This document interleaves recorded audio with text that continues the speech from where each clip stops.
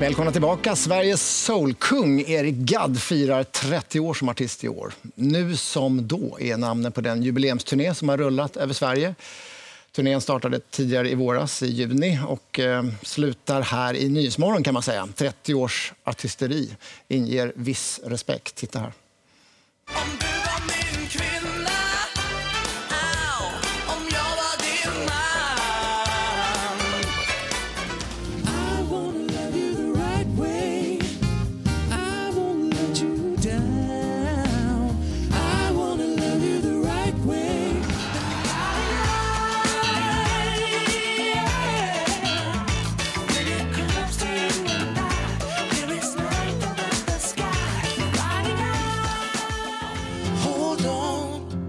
Everybody stand together.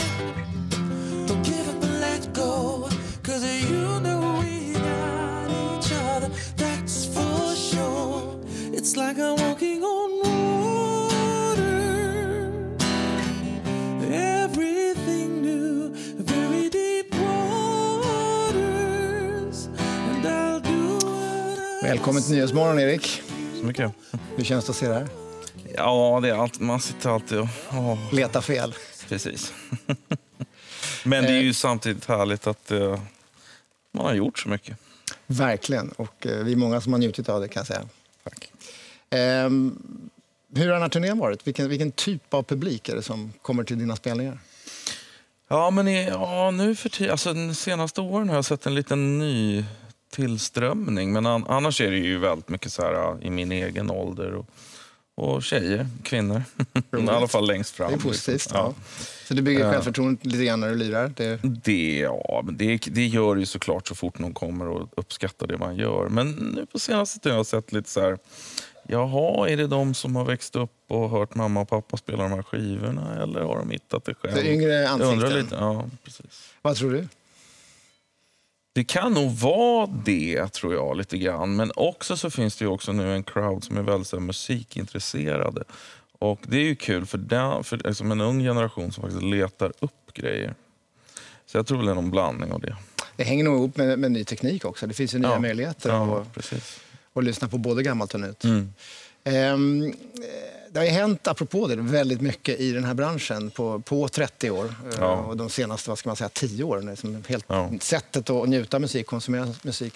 Vad skulle du säga är de största skillnaderna från när du släppte första albumet Hello till idag? Så när det gäller som bransch eller att utöva? Ja, då får jag nog säga att de här 10 sista åren som du nämner och kanske de 5 sista åren har varit de allra mest, alltså den mest största förändringen.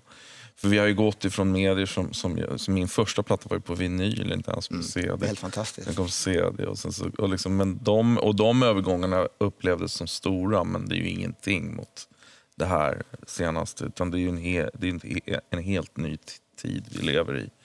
Och jag är tack och lov ganska onostalgisk. Liksom. Jag tycker att den här tiden vi lever i nu är superspännande. Jag har alltid varit på jakt efter den här låten. Liksom. Den här, och det kan man ju verkligen göra idag. Och på det här sättet som det funkar nu så är det ju så här... Den setupen som jag har nu, jag kan liksom göra en låt på lördagen och släppa den på måndag, basically. Ja. Men har det blivit lättare att vara artist? Eller svårare? På många sätt svårare skulle jag säga.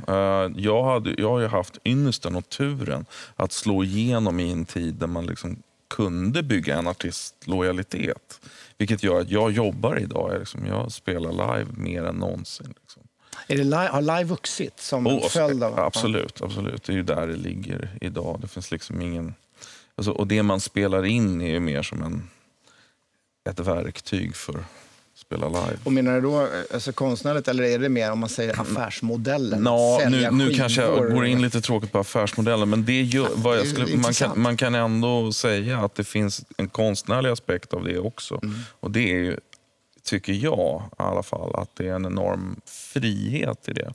Därför att, och det kan låta uppgivet, men det spelar egentligen ingen roll vad någon gör. Och det gör att man kan göra precis vad fan man vill.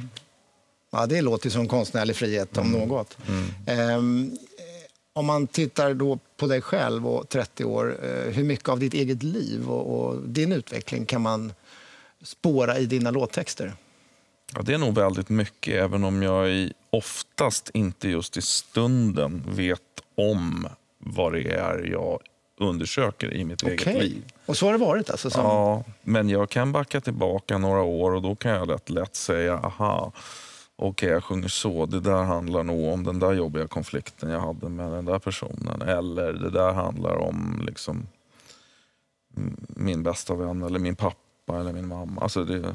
Om du ska försöka återskapa känslan när du skrev, då, vad tyckte du då att du höll på med när du just satt och skrev? För det är ju en jätteintressant tanke att det är först efteråt som du förstod vad du skrev om. Ja, men det försöker jag undvika i det längsta. För att om den rationella tanken kommer in, då är jag rädd att jag sabbar. Jag måste nästan vara lite ovetande när jag gör det. Därför då får det gå åt vilket håll det vill. Liksom. Om jag får för stor medvetenhet om vad det är jag sitter och avhandlar, då börjar jag kanske styra det på ett sätt som jag inte vill. Det måste bara... Du har ju med dig, som vi ska få höra strax, en ny låt som heter Stay Away från mig. Ja. Är det då samma princip? Att det går egentligen inte att fråga dig nu, vad handlar den om? Jo, här är det lite annorlunda. Den här kände jag liksom, den här låten kom liksom nästan som en faxmaskin. Jag liksom tog första ackordet och första orden och en halvtimme senare var jag klar. Liksom. Det var ett undantag kan man säga. Det är en av de här låtarna som bara har flowat ur mig på något sätt som jag har en enorm tacksamhet och ynnest att få vara med om. Jag fattar inte hur det där går till riktigt. Så vad handlar den om? Vi kommer den förstår man ju direkt vad den handlar om. Och det är en djup förtvivlan alltså med det här. Det tror jag många kan känna igen sig i. Hur man har, tror man själv, ett gott uppsåt. Och sen så ändå så sårar man människor omkring sig. Och jag har jobbat mycket på att liksom öppna upp obevakade zoner i mig själv bara för att slippa göra det. Men ibland funkar det inte.